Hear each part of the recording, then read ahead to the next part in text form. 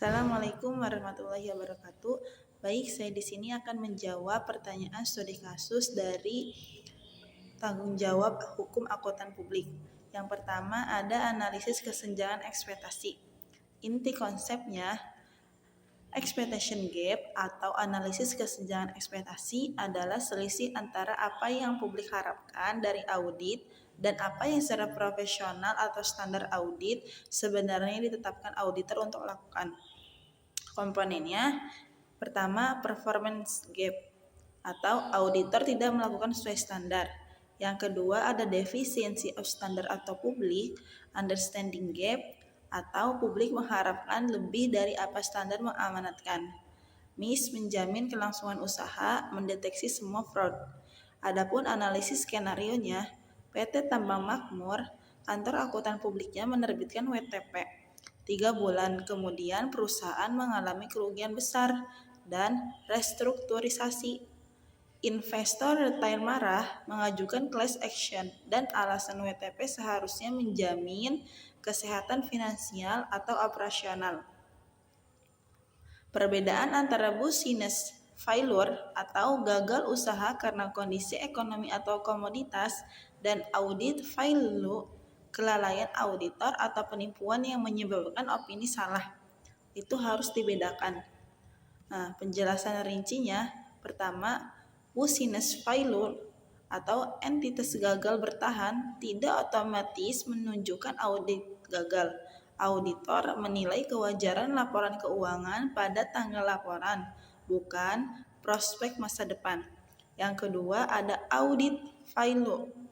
Audit gagal mendeteksi misstatement material yang ada pada laporan pada saat audit, yang biasanya akibat pelanggaran standar audit atau SPAP atau ISA, kelalaian atau kolusi atau manipulasi manajemen. Yang kedua, ada audit risk. Resiko auditor memberi opini tidak tepat atau tersisa resiko pengendalian, resiko deteksi, inherent risk, dan audit tidak mengeliminasi seluruh resiko. Yang keempat, expectation gap muncul ketika investor menafsirkan opini WTP sebagai jaminan keberlanjutan atau performa masa depan, bukan hanya penyajian wajar pada saat laporan. Mengapa tuntutan investor dapat muncul? Jika publik menilai WTP seharusnya menjamin kondisi finansial, ketidakpahaman ini mendorong tuntutan. Jika terdapat bukti yang menunjukkan auditor mengabaikan tanda peringatan atau red flags atau bukti adanya manajemen yang menipu, tuntutan lebih mungkin berhasil atau karena bukan sekedar expectation gap tapi performance gap. Kesimpulan dan rekomendasinya, bedakan jelas antara kegagalan bisnis dan kegagalan audit saat menjawab tuntutan. Auditor atau kantor akuntan publik harus mendokumentasikan evaluasi going concern, penilaian resiko, dan prosedur audit material. Dokumentasi kuat menurunkan peluang tanggung jawab. Edukasi publik dan klien tentang ruang lingkup audit atau MIS lewat disclosure, engagement letter, komunikasi publik untuk mengurangi expectation gap. Nomor 2 ada spektrum kelalaian dan penipuan. Nah, definisi ringkasnya yang pertama ada kelalaian biasa, yaitu kurangnya kehati-hatian yang wajar.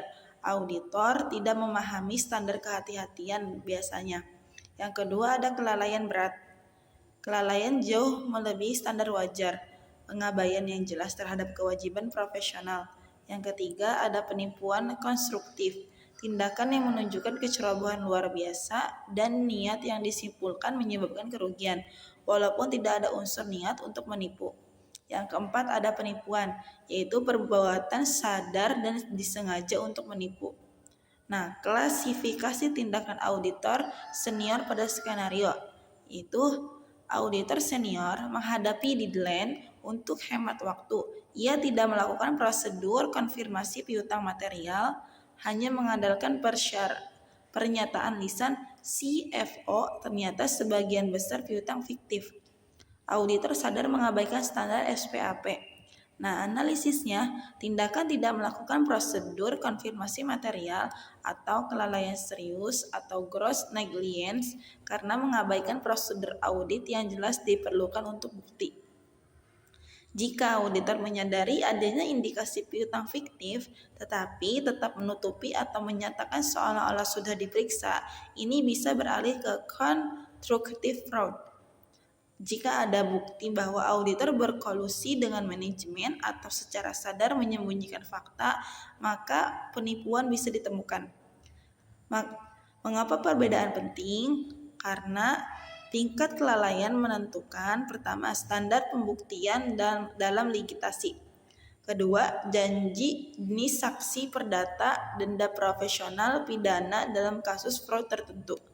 Yang ketiga, besaran ganti rugi dan kemungkinan punitive damage. Kelalaian biasa mungkin hanya menimbulkan tanggung jawab kompensatori. Kelalaian berat atau penipuan membuka resiko pidana dan pencabutan izin. Rekomendasi praktis, terapkan prosedur minimal wajib atau konfirmasi analitik follow up, terutama untuk saldo atau pos material. Dokumentasikan alasan setiap pengecualian prosedur. Jangan kompromi kualitas audit demi deadline. Jika perlu, minta perpanjangan waktu atau tambahan staf. Nomor 3, ada tanggung jawab kepada klien dan pembelaan auditor. Fakta skenarionya, kantor akuntan publik handal dan rekan dituntut oleh klien PT Manufaktur Presisi karena gagal mendeteksi skimming atau pencurian kas sebelum dicatat. Kantor akuntan publik mengajukan pembelaan berdasarkan pertama, engagement letter, menyatakan audit mencari salah saji material, bukan khusus mendeteksi semua penipuan. Yang kedua, ada manajemen letter sebelumnya. Kantor akuntan publik telah mengidentifikasi kelemahan pengendalian dan merekomendasikan perbaikan yang diabaikan manajemen. Analisis tanggung jawab hukum kantor akuntan publik kepada klien dalam hubungan kontraktual engagement, auditor punya kewajiban profesional untuk melaksanakan audit sesuai standar. Kegagalan mendeteksi fraud dapat menimbulkan tanggung jawab jika auditor gagal merancang atau menjalankan prosedur untuk resiko tertentu yang seharusnya terdeteksi, atau bersikap lalai berat atau berperilaku yang mendeteksi fraud. Pembelaan kantor akuntan publik, engagement letter membatasi ruang lingkup atau kontrak menunjukkan bahwa auditor tidak menjamin menemukan semua fraud, hanya memberikan opini atas kewajaran laporan keuangan. Ini bisa mengurangi atau menolak klaim kontraktual jika sesuai dengan standar dan tidak ada kelalaian. Contributory negligence atau keterlibatan manajemen yang mengabaikan rekomendasi kontrol internal dapat dianggap turut menyebabkan kerugian, mengurangi tanggung jawab auditor. Jika auditor telah mengidentifikasi kelemahan dan mendokumentasikan komunikasinya, ini menguatkan pembelaan. Namun, engagement letter tidak melindungi jika auditor memang lalai atau melanggar standar, atau tidak menindaklanjuti red flags. Di beberapa yurisdiksi, klausul pembatasan tanggung jawab akan diperlakukan ketat. Fokus analitisnya, one prestasi atau breach of contract versus contributory negligence. Bila klaim kontrak, penggugat harus membuktikan auditor melanggar kewajiban kontraktual atau tidak melakukan prosedur yang dijanjikan. Jika klaim tort atau negligence, penggugat harus menunjukkan duty of care, breach, causation, damage. Keterlibatan manajemen yang lalai bisa mengurangi apalagi membebaskan auditor dari liability penuh, atau aplikasi contributory negligence atau comparative fault. Pembelaan kuat apabila auditor melaksanakan audit sesuai standar dan memadai prosedurnya. Auditor cukup berkomunikasi tentang kelemahan dan keterbatasan. Auditor tidak mengabaikan tanda-tanda fraud. Kesimpulan praktisnya, dokumentasi engagement letter plus paparan resiko plus manajemen letter sangat penting. Jika ditemukan kelemahan signifikan, auditor harus meningkatkan prosedur atau mempertimbangkan opini yang diubah. Tidak cukup sekedar mencatat kelemahan dalam manajemen letter. Nah, pertahankan komunikasi tertulis seperti board, audit commit tentang kelemahan krusial. Keempat, ada tanggung jawab pihak ketiga atau common law approaches.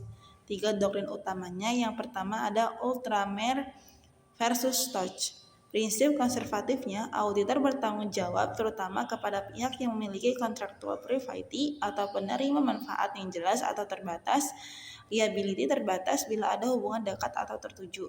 Yang kedua ada restatement of torts. Lebih luas lagi, auditor bisa bertanggung jawab kepada pihak ketiga yang dapat diperhitungkan atau foreseeable user yang mengandalkan laporan untuk transaksi tertentu.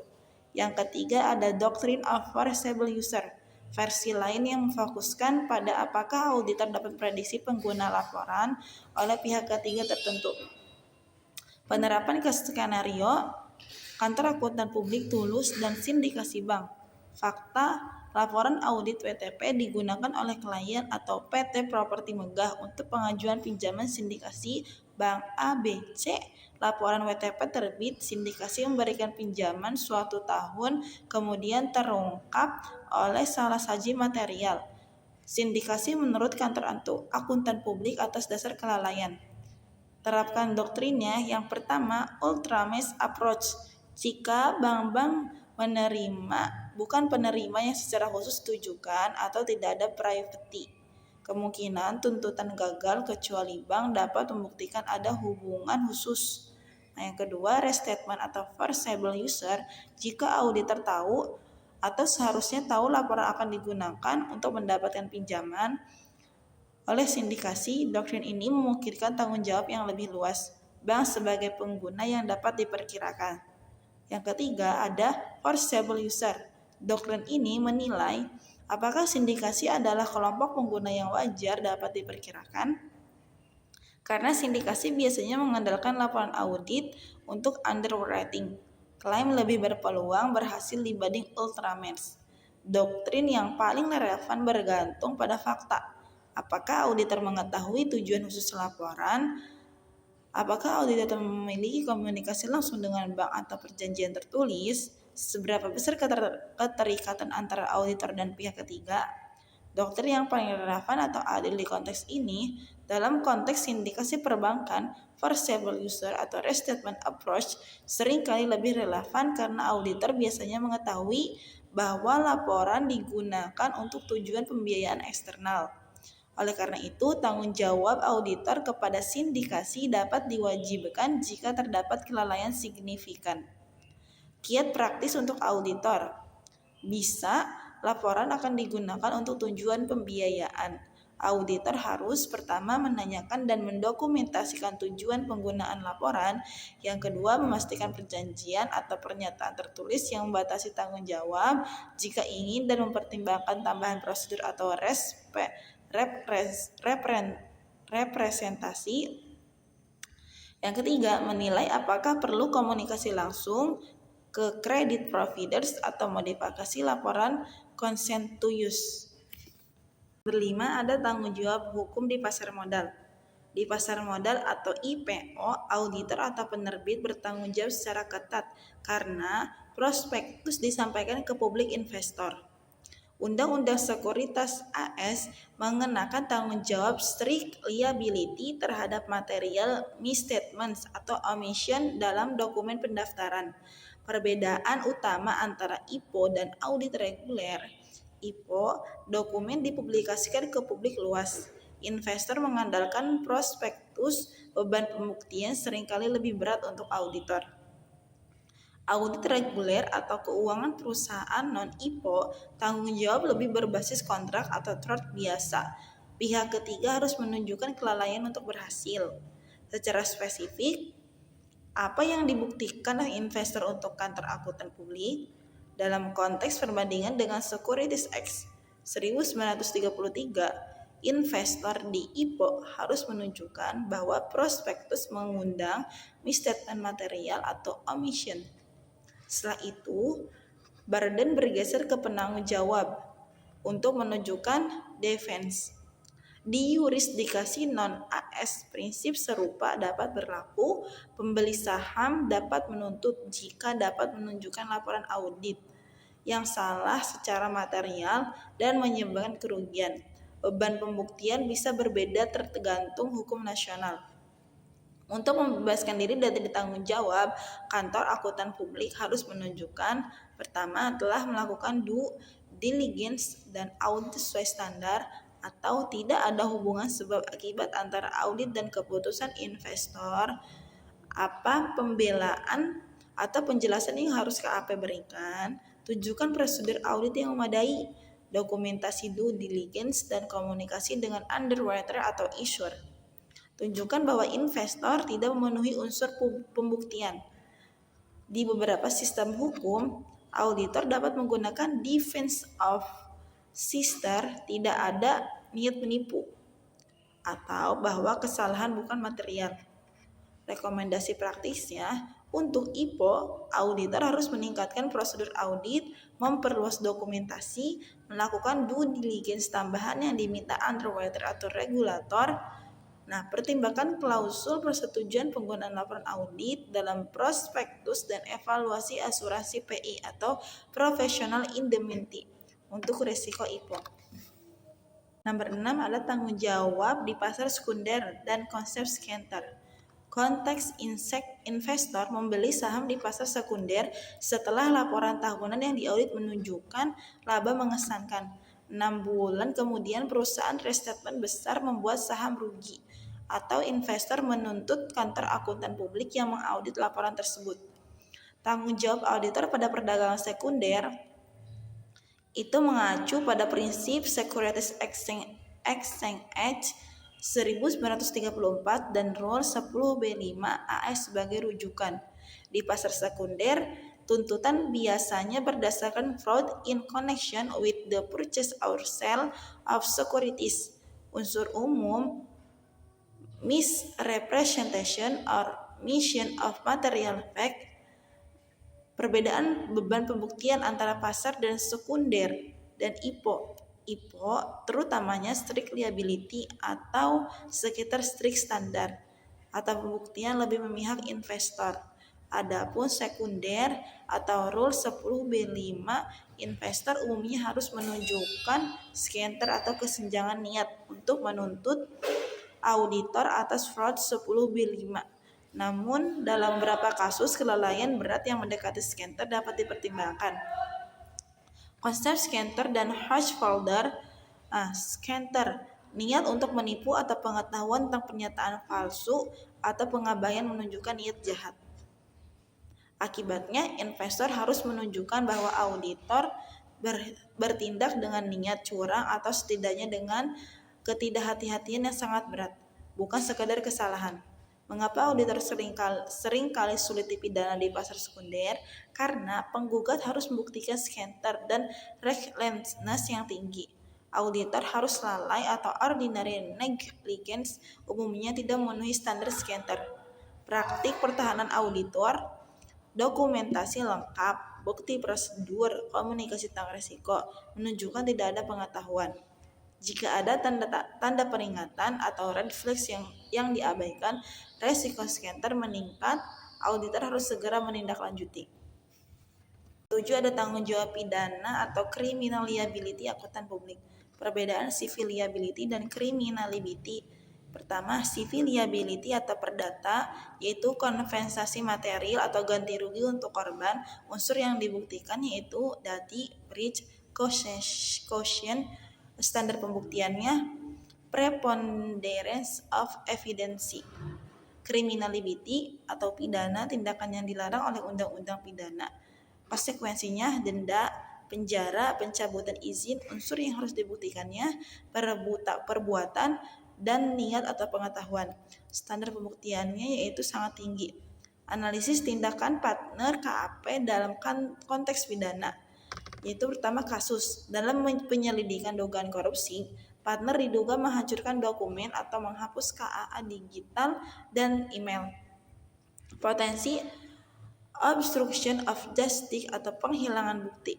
Jika terbukti bahwa partner sengaja memusnahkan dokumen untuk menghalangi penyelidikan, ini bisa menimbulkan tanggung jawab pidana atau obstruction, perusakan bukti, accessory after the fact, atau tindak pidana lainnya.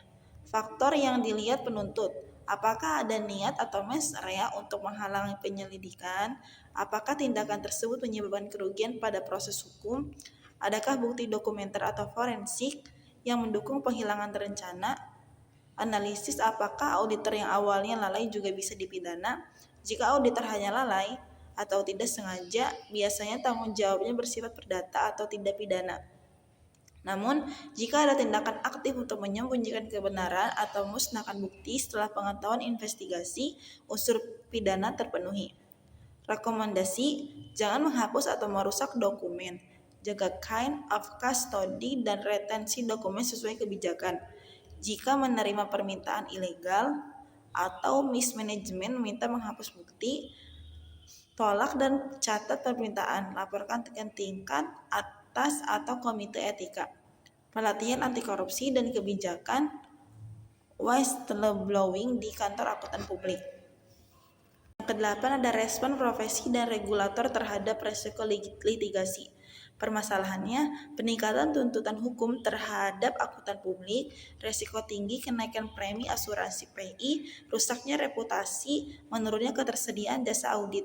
Langkah atau respon kolektif oleh organisasi profesi dan regulator OJK, P3K atau inspektorat sejenis. Yang pertama itu peningkatan standar profesional dan pedoman. Yang kedua ada penguatan kualitas pengawasan. Yang ketiga ada edukasi publik dan komunikasi. Yang keempat ada pengaturan pembatasan liability dan disclosure.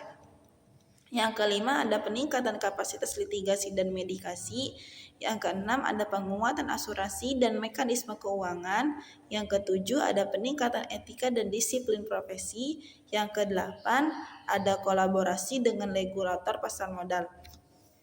9 ada manajemen risiko litigasi di tingkat kantor akuntan publik. Nah, pertanyaannya, sebagai mitra pengelola di kantor akuntan publik skala menengah, rancanglah program atau kerangka kerja praktis 4 area utama untuk meminimalkan risiko hukum. Pertama, ada manajemen penerimaan dan evaluasi klien. Langkahnya melakukan due diligence terhadap calon klien atau meliputi reputasi, integritas manajemen, dan potensi sengketa hukum. Menolak klien yang memiliki rekam jejak manipulatif atau beresiko tinggi. Dokumen pendukung, formulir penilaian risiko klien. Persetujuan tertulis mitra senior sebelum menerima klien baru. Yang kedua, ada perjanjian tertulis dan komunikasi yang jelas. Langkahnya selalu membuat engagement letter yang menjelaskan ruang lingkup jasa, tanggung jawab klien, serta batas tanggung jawab kantor akuntan publik. Menyimpan seluruh komunikasi penting dengan klien untuk bukti hukum bila terjadi sengketa. Manfaatnya menghindari salah paham dan memperkuat posisi hukum kantor akuntan publik. Yang kedua, ada pengendalian mutu internal. Langkahnya menerapkan sistem quality control review dan monitoring program sesuai ISQC 1 atau standar IAPI. Audit internal secara berkala untuk memastikan kepatuhan terhadap SPAP dan kode etik. Tujuannya mencegah kesalahan material atau kelalaian audit yang biasa menimbulkan litigasi. Yang keempat, ada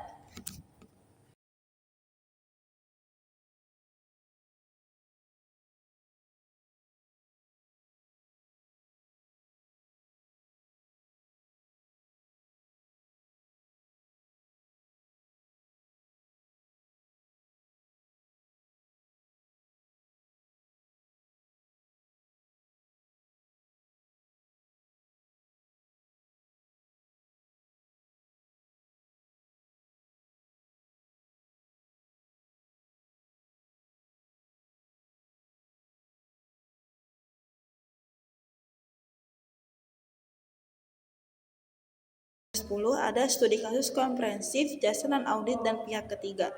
Kasus singkatnya, kantor akuntan publik cermat membantu PT Resto Enak atau non-publik menyusun laporan keuangan tanpa surat perikatan resmi. Staf menemukan ketidakseimbangan data, namun diabaikan atas perintah manajer. Laporan itu dipakai oleh PT Resto Enak untuk memperoleh pinjaman di KSP Maju Bersama. Belakangan terungkap ada penggelapan dana dan KSP mengalami kerugian. Pertanyaan pertama, apakah KAP Cermat dapat dituntut oleh PT Resto Enak atau klien? Jawabannya iya. KAP Cermat berpotensi dituntut oleh klien atau PT Resto Enak atas dasar kelalaian profesional. Alasannya, tidak ada engagement letter menyebabkan ketidakjelasan bertanggung jawab, tetapi tidak menghapus kewajiban etika dan profesional. Kantor akuntan publik tetap memiliki duty of care kepada klien selama memberikan jasa profesional. Prinsip hukumnya, berdasarkan kasus Ultramescope versus Touch atau 1136 Tentascope versus Max Rothenberg, akuntan dapat dituntut jika kelalaiannya menyebabkan kerugian finansial bagi klien, meskipun bukan jasa audit. Lalaian yang terjadi tidak menindaklanjuti temuan atau catatan tidak seimbang dan faktur hilang, tidak membuat dokumentasi formal yang membatasi tanggung jawab KAP. Kesimpulan, KAP cermat lalai secara profesional dan dapat dimintai tanggung jawab hukum oleh PT Resto Enak. Pertanyaan kedua, apakah kantor akuntan publik cermat dapat dituntut oleh pihak ketiga atau KSP Maju Bersama? Tanggung jawab